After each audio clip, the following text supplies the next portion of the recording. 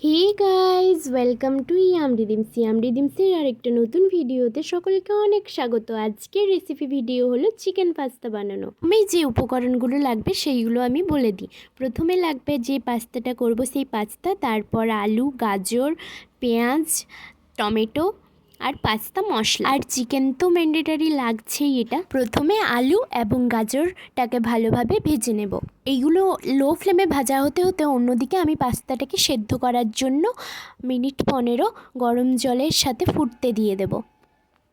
তারপর পাস্তাটা সেদ্ধ হয়ে আসলে সেটাকে একটা ছান্তার সাহায্যে ছেঁকে নিয়ে অন্য পাত্রে তুলে রাখবো।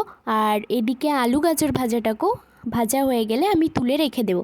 এরপর চিকেনটাকে কষিয়ে নেব। সেই রেসিপিটা আমি আর শেয়ার করলাম না। চিকেনটাকে অল্প পেঁয়াজ বাটা, আদা বাটা দিয়ে কষিয়ে নিতে হবে।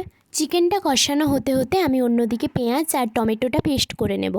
এরপর কড়াইতে পরিমাণ মতো তেল দিয়ে তারপর কুচি কুচি করে কেটে রাখা পেঁয়াজগুলো দিয়ে দেবো। পেঁয়াজগুলো লাল হয়ে ভাজা হয়ে আসলে অল্প পরিমাণ হলুদ দেব, অ্যান্ড তারপর পেঁয়াজ বাটা এবং টমেটোর বাটার যে পেস্টটা রয়েছে সেটা দিয়ে দেবো। তারপর দিয়ে দেবো পরিমাণ মতো লবণ। দেন মশলাটাকে কিছুক্ষণ কষিয়ে নেব। তারপর আমি এখানে ম্যাগি মশলা ইউজ করেছি, তোমরা চাইলে পাস্তা মশলাও ইউজ করতে পারো, কারণ আমার কাছে ম্যাগি মশলাটাই ছিল, তো আমি ম্যাগি মশলাটা এখানে ইউজ করেছি। তো এরপর ম্যাগি মশলাটা দিয়ে আর একটু কষিয়ে নেব।